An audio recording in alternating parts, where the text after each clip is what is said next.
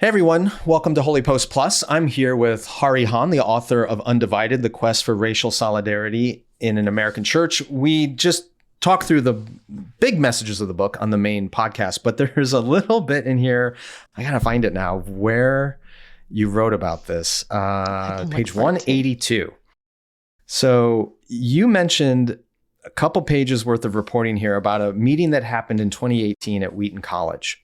Mm-hmm. And it was organized by Doug Birdsall. Before we get into it a little bit, talk about how you found out about this meeting and why you decided to report about it in the book.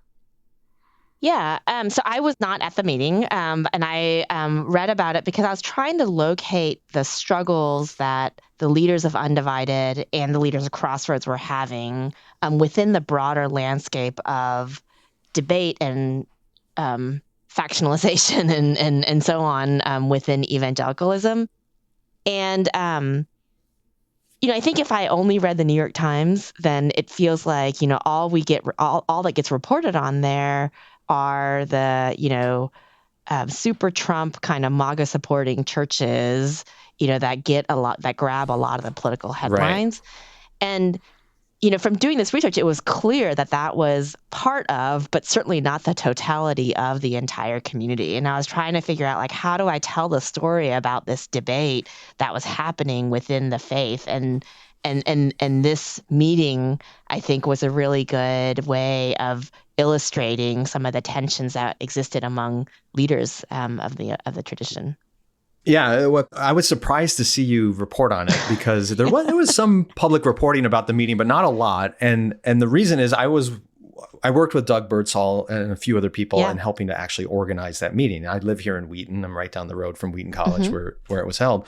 And Doug and I have been friends for a long, long time, and going back to his time at the Lausanne movement, and we're together in Cape Town back in 2010 and that whole thing. So he reached out to me and some other folks in 2018, concerned about what he was hearing from global evangelical leaders about what was coming out of the American evangelical church, and decided to convene an off-the-record meeting of evangelical leaders. And it wasn't a large number of people. I forget what it was, 80 maybe, something like that. Right. Mm-hmm.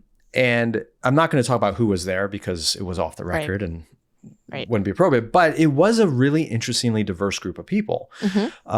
Many names folks would recognize, some they wouldn't, but there were older white men, plenty of women in the room, a lot of younger leaders, people of color, but all sharing broadly evangelical convictions. And it was pretty raw. It was really raw.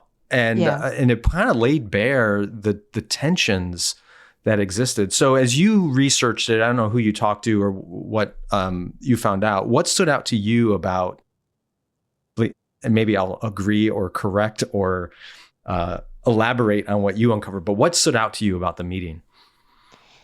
Yeah, and I would definitely welcome correction. I had conversations with some people, and they were no one wanted to, all the things that I quoted about the meeting were things that had been published publicly elsewhere, and then it was supplemented by my own conversations with some people who I had spoken with.